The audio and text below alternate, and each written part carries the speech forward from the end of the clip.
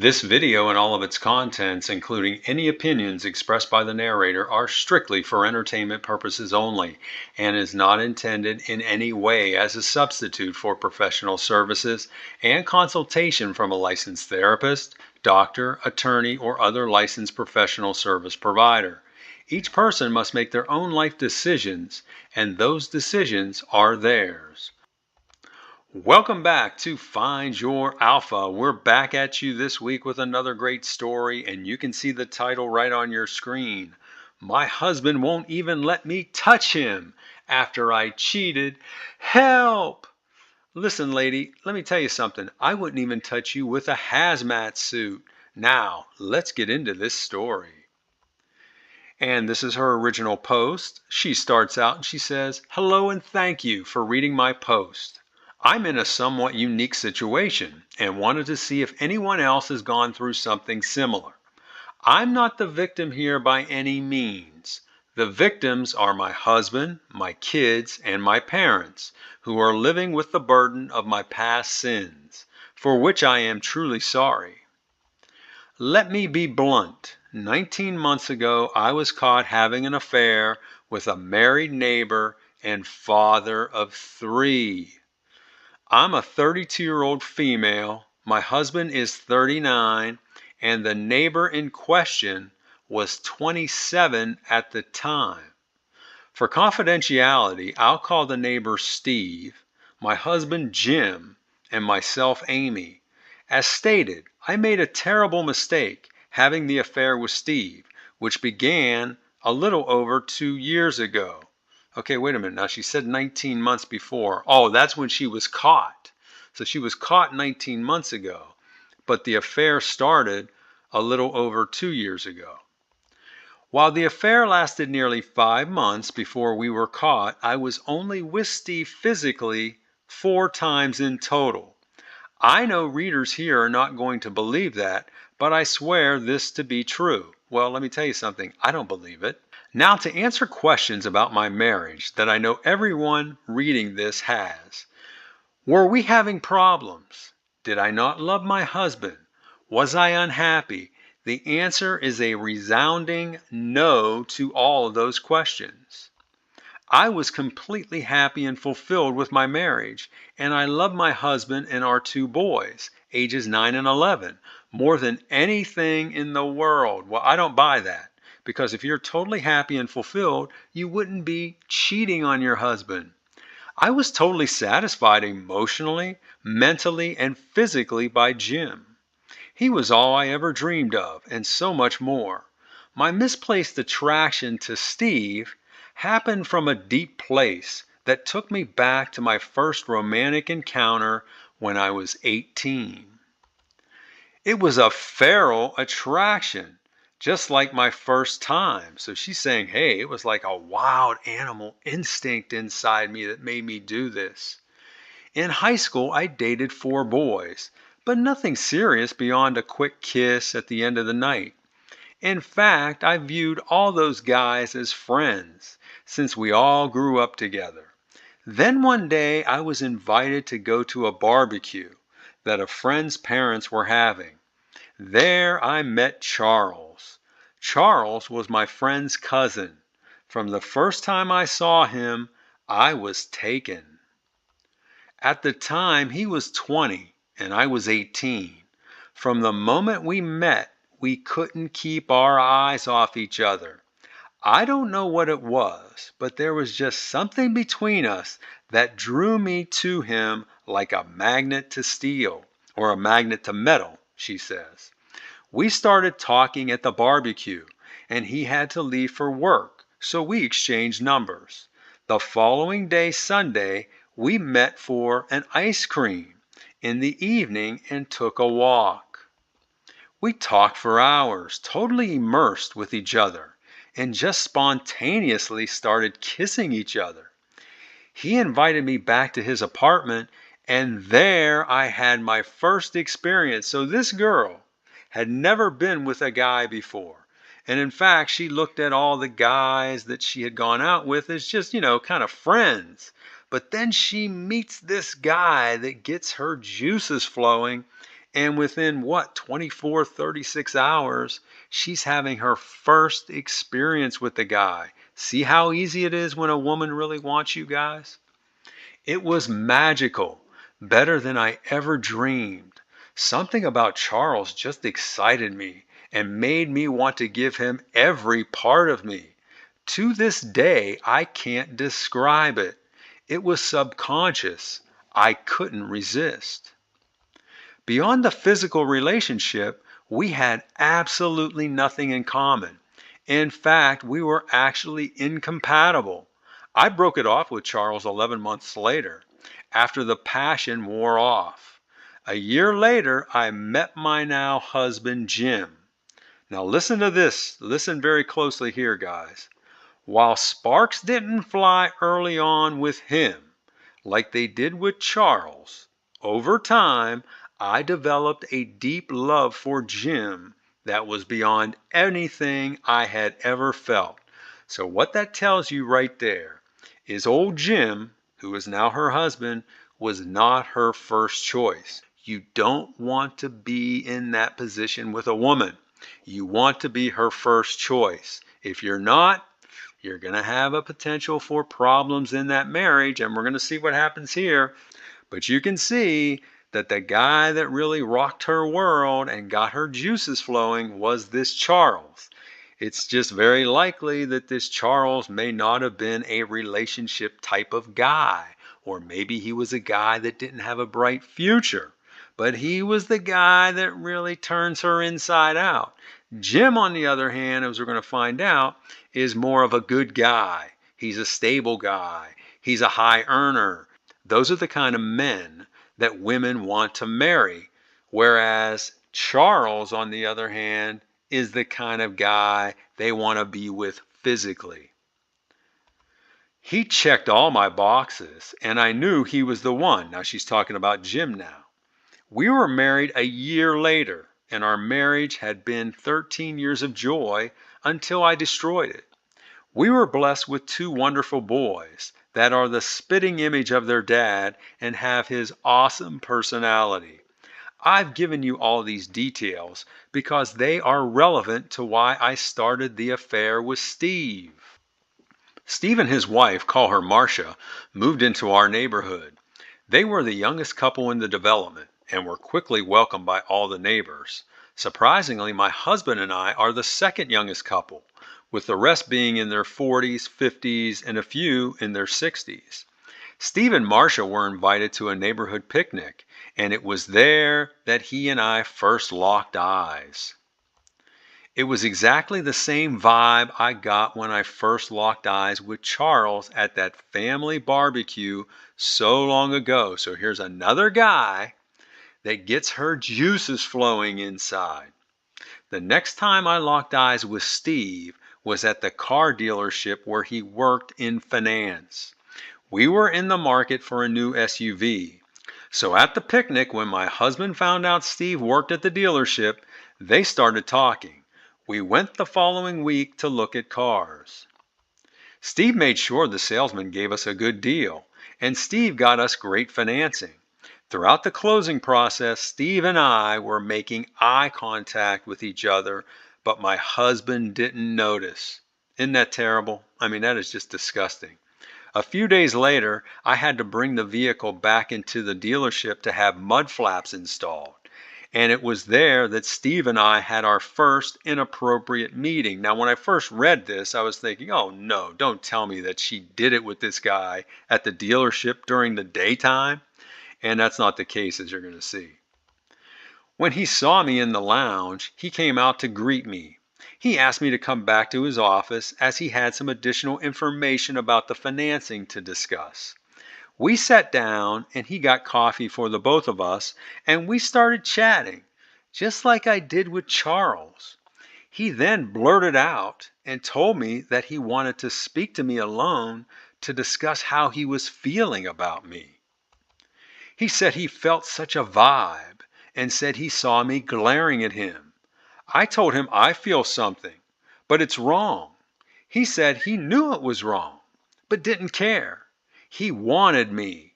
Fast forward to the following morning. when we had our first intimate engagement at his house after our kids went to school and our spouses left for work. Oh my gosh. By the way, my Jim has a good job, and Marcia is an LPN, a licensed practical nurse. As I stated, Steve and I only had physical relations 4 times during the entire 5-month period. There was absolutely no love connection between us, as I loved Jim and Steve loved Marcia. What we had was just physical. And I have to be honest, the physical part was not as good as what I had with my husband, not even close. But it was forbidden and therefore thrilling and dangerous, I guess. Looking back now, I think being a stay-at-home mom for 11 years made me desperate for the attention I was getting from this attractive younger man. I just thought I could have this secret adventure for a while and still maintain a loving and fulfilling marriage with my husband. So this woman is the ultimate cake eater. At least she wanted to be. That thought all came to an abrupt end one Thursday morning 19 months ago. Now listen to what happens here. It was then that Steve and I were caught in bed at his house by Marcia's mother. So this guy's mother-in-law catches him in bed. She walked in on us while we were fully engaged and just started screaming obscenities. She first slapped and scratched Steve across the face, leaving a large gash with her nails. She also hit me square on the jaw and pulled out 2 handfuls of my hair before I could gather my clothes and get out of the house. So, this old mama bear, man, she was not playing around. She's saying, you're not doing my daughter dirty, man. And this lady, you are a tramp, and I'm going to, rough you up. Now, I'm not, advocating violence here, but I can understand how angry this mother-in-law probably was. When I got back to my house, I was in total shock at what just happened, and the reality of what I had done had set in. I knew my fairy tale marriage to Jim was changed forever and could end because of this. I sat silent for a couple hours, just staring at the walls, wondering what I was going to tell my husband. I then decided to call him and left an urgent message. Yeah, what are you going to say? Oh, man. I said that I had something very important I needed to discuss. He didn't respond, so I texted him and still nothing. At this point, I knew that Marcia or possibly even Steve had likely gotten to him. Well, listen, I can guarantee that Steve did not get to him. Steve, the cheater, was trying to avoid your husband. It more than likely was Marcia or maybe Marcia's mother. A few minutes later, Marcia and her mother showed up on our front porch and started banging on the door and on the bay window, screaming for me to answer. I didn't. They were yelling obscenities and said they knew I was in there and to open up. I was scared beyond belief and thoroughly embarrassed. Thankfully, my boys were at school when this happened. They finally left and I laid down on the couch crying. I fell asleep briefly and was awakened by the sound of a car door in the driveway. I looked out and saw my husband. I ran into the bathroom to splash my face and look into the mirror before going back into the living room to greet him when he opened the door, but he didn't enter. Instead, I saw out the window that he was walking down the street towards Steve and Marcia's house. I watched him as he walked down there and entered, where he stayed nearly 3 hours before coming home. So I wonder what Jim was doing down there with Marcia. When he came home, I went to hug him and he just kept me away. I then started apologizing and he said that my apology was not accepted and he wanted me to leave now. I fell to the floor crying and begging and told him I didn't want to go, but he insisted. You notice how in all these stories the women always go to their knees and start, being subservient and begging? It's just like a ploy. It's like a standard ploy from their playbook. He then called my mother on the phone and told her what I'd done and asked her to come over and pick me up. Mom came over. When she arrived, she apologized to Steve and forcibly convinced me to go back to her house for the night. She then helped me pack some clothes, and I left crying, asking Jim what he was going to tell the kids. He said he would take care of it, and I left brokenhearted and ashamed. Well, I applaud the husband here for saying, hey, I'm going to talk to the kids, because I think the kids deserve to know. Now, they are young, so he has to handle this the appropriate way, but I think it's important for him to tell them truthfully what is going on and what happened. That night I called Jim, and to my surprise, he answered. When he did, he just said hello and went silent. I told him it was me and that I was so sorry and that I would never do something like this again. I also told him that I will spend the rest of my life making it up to him. Jim said nothing and just asked me if I had anything more to say. I said no and asked him what he was feeling. He told me, you know what I'm feeling, and I started crying. He then said he wanted me to stay at my parents' house for a couple weeks before I came home. I reluctantly agreed, but asked when I would get to see him and the boys again. He said he doesn't want to see me now, but agreed to have a brief call with me every evening at 9 o'clock. We ended that first call with me saying I love you and Jim saying nothing, just hanging up. Well, what did you expect him to say? Oh, I love you too, after you just cheated on the guy? Come on. Our call the following night went the same, with me apologizing and Jim being silent until I quit talking. He then told me that he wants a divorce. Good move, Jim. Hearing this, I melted and begged him for another chance. He refused and said he knows he'll lose half his hard-earned assets. Then, in the next breath, he said he'd give me everything he owns if I just disappear and leave him and the boys alone. So this guy at that point in time is thinking, I just want to get this woman out of our lives. I broke down and told him, you don't mean that, Jim. And he said, yes, he does. We ended the call and I cried all night. I then started thinking of what I could do to make him stay and came up with a plan to offer him a post-nuptial agreement that would be so favorable he couldn't refuse it. All I wanted was to get a second chance to prove my love to him, no matter what the cost. The following week, while Jim was meeting with his divorce attorney, I was meeting with a divorce attorney myself, not to prepare for divorce, but to create a post-nuptial agreement to present to Jim before I received the divorce papers. I went to 4 different attorneys before I found one who specialized in post-nuptial agreements and who was willing to create such a lopsided agreement. Lopsided in that my husband would receive nearly all the benefit in exchange for remaining married to me for a period of time, thus giving me a second chance at love. Unfortunately, Jim's attorney completed the divorce papers in just 11 days, and I was served at my parents' house. 2 days later, I had Jim served with the proposed post-nuptial agreement. We talked that night after he read the proposal. He was a little surprised at what I had offered, and for the first time I could sense the caring person I once knew coming through, not the angry man who had been so robotic and cold for the past 2 weeks. Well, how did you expect him to be? Warm and loving? Financially and personally, the agreement is a complete and total win for Jim, and an opportunity for me to prove to him I'm worth keeping. I'm not going to get too specific on what the postnuptial contains, but I will confirm that it does enable Jim to keep nearly all of our marital assets if we stay married and living together for at least 30 months.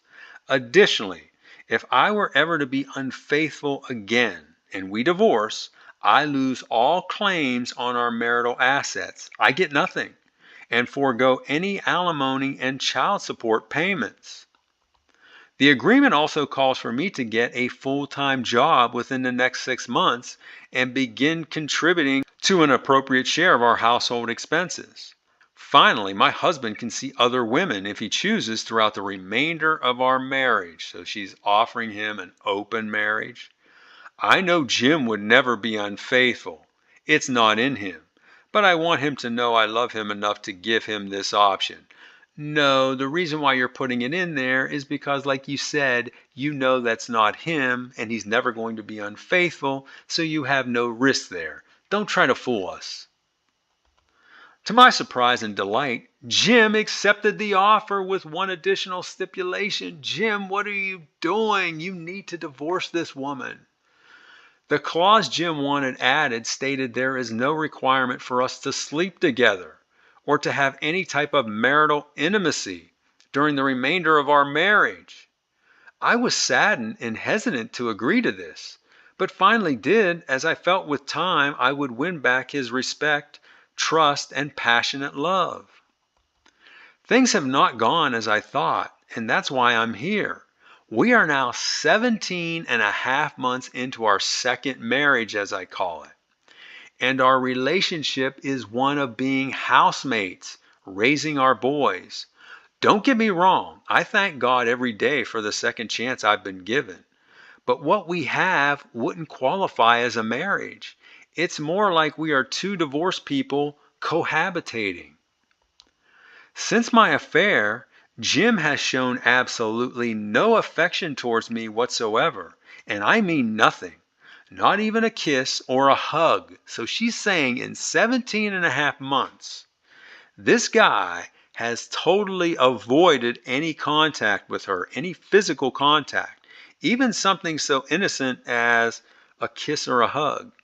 He won't even let me near him to express any type of affection, although I do get in for a hug and a kiss occasionally before he can block me.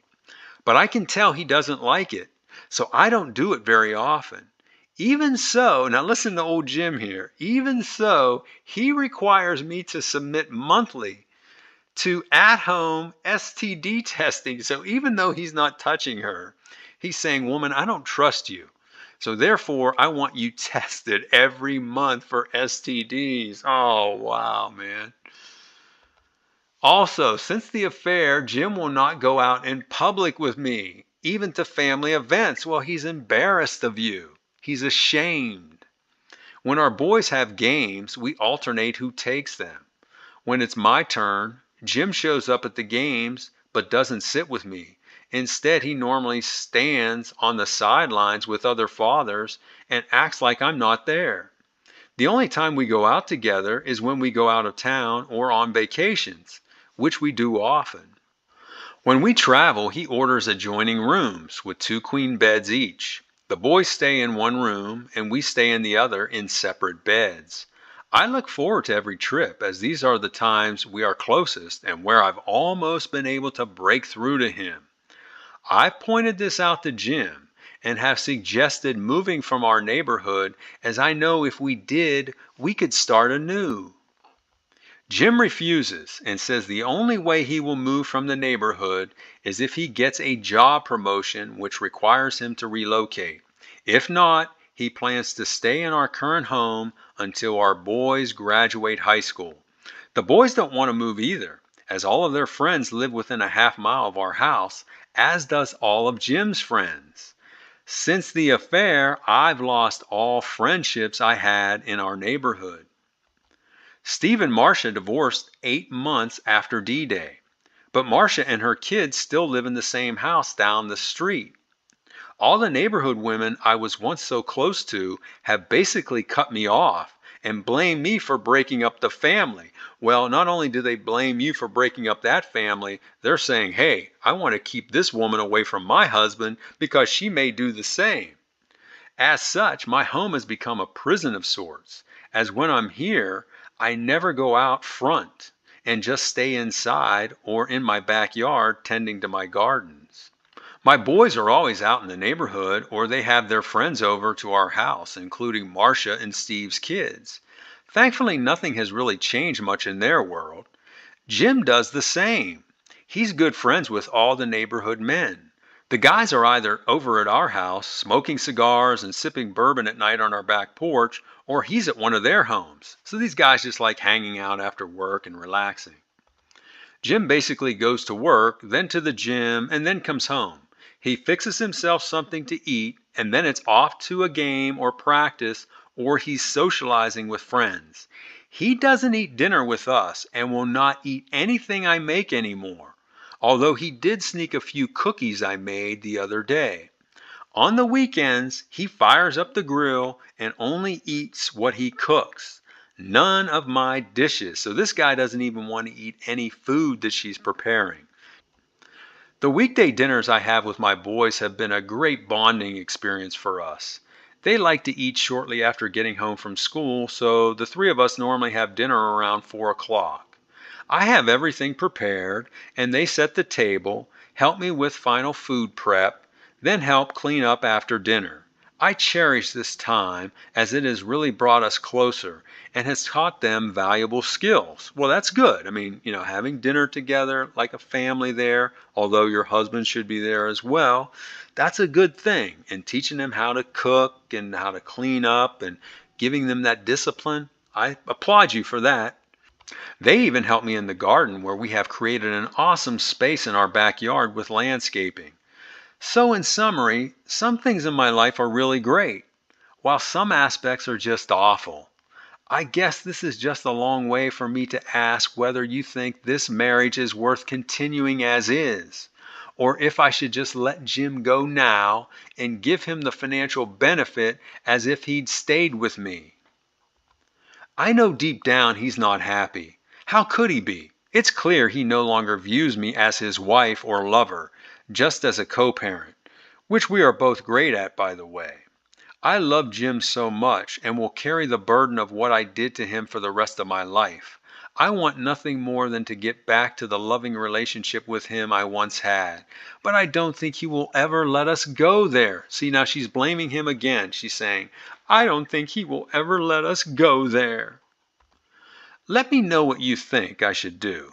I'd really appreciate any suggestions anyone has for how I could successfully earn back the love and trust of my husband after betraying him so brazenly. Thank you, Amy.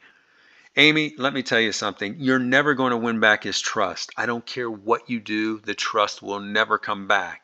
And the love he still has for you is different now than it was previously, and it's never going to be the same. Therefore, my recommendation to both you and Jim is to divorce, go your separate ways, and rebuild your lives. That would be the best thing for you, your husband, and for your children. Okay, now, let's take a look at a few responses that she got from the community. But before we do, I want to remind you, if you're liking what you hear so far, hit that like button. That will help get this video seen by people all over the world. Now, let's take a look at some of these responses that she received. The first one's from a woman. She says, Amy, I think in your case, what will draw your husband back to you is distance. You should stay married, but separate for a while. Rent an apartment somewhere nearby so you can still have that quality time with your boys. As they say, distance makes the heart grow fonder, and I think Jim will quickly realize this. I do hope you work things out, as you seem so well matched. Well, I don't think they seem so well matched. I think they're opposites, to be honest with you. The next response is from a man. He says, if you really love your man, as you say, you will set him free and allow him to keep the majority of the fortune he built. You've already taken his pride and dignity and destroyed his soul. Isn't that enough for you? He'll never trust you again because you are untrustworthy. If another Charles or Steve crosses your path in the future, you'll do the same damn thing. Well, I have to agree with this guy because she's obviously got a type of guy that she is just attracted to. And as she said herself, she admitted it's like a feral attraction, like a wild animal. She's not going to be able to resist it. The next response is from a woman. She says, it's clear that you are physically attracted to a certain type of man and are mentally attracted to a certain type of man. with Charles and Steve being the former and Jim the latter. In your 20s and 30s, that physical attraction is much more powerful. But I assure you, in time, the mental attractiveness and love of a good man like Jim is far more important. Hang on to him. So this woman sounds like she speaks from experience here. And the final response is from a guy. He says, "Women like you are the reason I've not yet married. It amazes me how you can go for years being a loyal wife and then immediately hop in the sack with any strange man that gets your juices flowing. I just don't understand this. I encounter beautiful women all the time, but I would never think of doing anything with them because I'm in a relationship with my girlfriend. Good grief," he says. And now for the updates. And she's got two updates here. She's got an interim update, and then she has a final update so we can see how everything turned out. So her first update here comes 7 weeks after her original post. She says, "I've come back to give an update on my situation. Last month, I took the advice that a number of you gave me and decided to move out of the house for a while to give our marriage some space. I got a short-term rental on a nice furnished apartment nearby and have been living there ever since. While I miss not being in the same house as my husband and my boys and miss my gardens, it has been a relief getting out of that neighborhood. There are just so many terrible memories and bad vibes there, all of which I know are my fault. I'm not excusing in any way what I caused. When I broke the news to Jim of my decision, he seemed surprised and a little saddened and asked a lot of questions. His reaction told me a lot. It told me that he still loves me. I saw it in his eyes. I pick up my boys after school, and they come over here and eat dinner with me and spend the night a few days a week. Jim and I are flexible on that, and the kids know they can come and go as they please at either place. The real issue I have now is that since I'm out of the house, I don't get to see Jim much at all. Nor am I in a position where I get to talk to him. So I end up calling him, asking him stupid questions multiple times a week, just so we can keep in touch. We've had a number of long conversations about everything and nothing at all recently, which is another indication that the man still loves me. I know I love him. That's all for now. Thanks and take care." And again, we have another situation here where this woman, the cheater, is slowly reeling the guy back in. You can see him starting to break down. He was sad that she moved out, and now he's talking to her, having long conversations on the phone. Be strong, Jim. Be strong. Now for the final update. And this final update came 5 months after the update we just reviewed. She says, "I've delayed coming back to update as I wanted to give time to enable me to provide a complete perspective to my situation. What a journey. Talk about a roller coaster.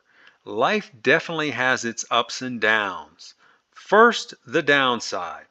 After 2 years into our second marriage, Jim decided that it would be best for us to divorce." Now, what she's talking about here when she's referring to her second marriage is since they put that post-nuptial agreement in place. Jim said while he still loves me and would like to possibly reestablish a romantic relationship at some point in the future, he just can't do it while we're married. I don't understand what he means, but he explained it's something psychological. He said while we're still married, he feels disrespected and betrayed. But after we divorce, he thinks he can let those feelings go. Well, that's because if he remains tethered to you under marriage, then he's going to feel disrespected. He's going to feel less than. He's going to feel embarrassed. He's going to feel like a simp, like a cuck. He doesn't want that. A man wants to feel strong. Whereas if he divorces you, now all of a sudden he takes back all the power. And if he decides to date you every once in a while or even treat you like a friends with benefits, he's now in control of that relationship. He said it would be like dating again and promised me we would go out to celebrate our divorce the day it's final and possibly spend the night. I know this sounds like a crazy ploy to divorce me without guilt on his part, but I'm up for it if it means I can keep this man in my life as my partner, lover, and friend. If we do reconnect, Jim made it clear we will never get remarried. Well, good, Jim, because you were worrying me there for a while. He feels if we truly love each other, a binding contract isn't necessary. I agree with that statement, but I do wish there was some way he could do this without divorcing me. As for the divorce, I'm voluntarily letting him keep 3/4 of our marital assets, even though he didn't fulfill the stipulations of the postnup.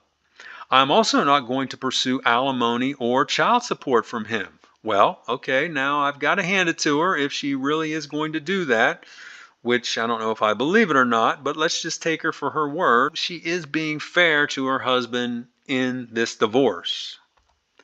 I know there are women out there who are going to read this and chide me for being so giving, but I feel he earned the money and would have given all of his fortune to me if I had remained faithful to him. I'm at peace with this decision. Listen to this now. She says, even with a reduced settlement, I'll be able to live comfortably for the next 8 years or more without working. But now I am working, so I'm in even better shape there. So he obviously had built up, a good nest egg for them. This lady was stupid. I mean, cheating on this guy with some dude that works at a auto, dealership and finance. I mean, I'm not downplaying that job, but obviously she was married to a high value guy, and to put that all at risk for just the thrill. Oh man, how stupid. This woman has to be kicking herself even today. In closing, I just want to thank those who sent me responses. You don't know how much your words guided my actions and helped me through this trying time. Before I sign off here, I wanted to give some advice to women out there who have difficulty controlling temptation, as I obviously do. My advice to you is resist. Don't do it. The thrill is not worth the risk. It's almost like the juice isn't worth the squeeze, as the saying goes. If you feel you can't keep yourself in check, seek professional help. I can assure you from experience, the short-term high is not worth the long-term loss of love, respect, and trust. My best to all of you, Amy. So that's her story, and I thought it was a great story, and I'm really glad how this turned out. I mean, the fact that this Jim remained in that marriage with her, and it was a miserable existence. He wasn't touching her. He wouldn't eat any of the food that she made. He wouldn't go out in public with her. That's no way to live. Why didn't he just cut it off? He was looking probably financially like, oh yeah, if I stick it out with her for, whatever that time frame that she had in there, I think it was 30 months or 36 months, I'm going to keep 25% more of my fortune, which obviously was a lot of money according to what she said. But I'll tell you what, money is not worth giving up your happiness for. So let's take a look at some of the morals of this story. And there were a ton in here, but I just picked out 4 key ones that I thought were good takeaways. The first one, when a woman truly desires a man, she will move mountains to get him and do everything to please him. Remember that. There's very little work that the man has to do in that case, okay? She's going to pursue him aggressively if she really wants him. Next, if you had to work hard to get her, you're probably not her first choice. Remember that, guys. If you had to date this woman and take her here, take her there, buy her this, buy her that, and she's not giving you all the good stuff, and she's making you wait months and months, chances are you're not her first choice. If you were not her first choice, it is logical that the chances she will cheat would be higher. There's no question about that. I haven't seen any studies to that extent, but it just makes logical sense, right? And then finally, it's best to divorce and provide your kids with two happy homes versus staying together in a miserable one. I said that on the last video too.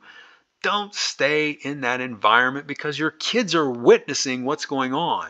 And they're saying, oh, you know what, this marriage business, this must be how marriages are, just miserable. Dad and mom really not liking each other, and mom cheated on dad. You don't want your kids to go through that mess. So those are my thoughts on this story. Now I want to hear from you. What did you think of this story? Would you have handled it like this guy did? Have you ever experienced something like this where your wife cheated on you and you ended up staying with her for a period of time, but then decided, man, this ain't working out, and then eventually divorced? Tell us about it. I'd love to hear from you in the comments. Also, if you like this video, be sure to hit that like button, share it with your friends, and please subscribe to this channel, and I will talk to you on the